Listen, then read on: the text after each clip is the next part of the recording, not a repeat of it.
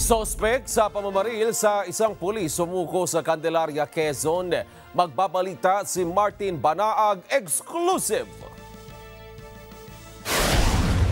Sumuko nitong Huwebes ang sospek sa pamamaril at pagpatay kay Police Staff Sergeant Rengel Uymarin na operatiba ng Candelaria Municipal Police Station sa halos 5 buwan na pagkatago nito. Matatandaan nitong May 6 ngayong taon na baril at napatay si Police Staff Sergeant Marin matapos itong rumuspondi sa isang shooting incident sa sitio Bagong Pook, Barangay Bukalsur, Candelaria, Quezon at mabilis na natumakas ang sospek sa pagtulungan ng LGU sa pangunguna ni Mayor George Wayan, Vice Mayor Macario Buong Galing at Candelaria PNP ay nakumbinsi na voluntaryo itong sumuko matapos ilabas ang warrant of arrest laban dito. Kinilala ang sospek ng pulisya na si alias Efren, 56 anyos, residente ng sitio Bagong Pook, Barangay Bukalsur na nasabing bayan. Tinaguran nito na number 2 regional most wanted person na may patong-patong na kasong murder, frustrated murder, attempted murder. Ayon kay Police Lieutenant Colonel Brian Merino, hepe ng sabing istasyon,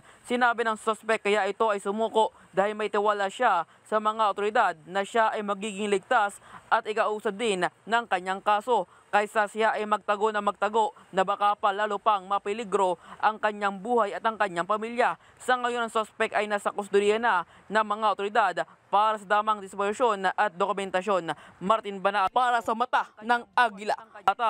Matapang, matapat. Maraming salamat sa inyo pong pagsubaybay sa Mata ng Agila Primetime.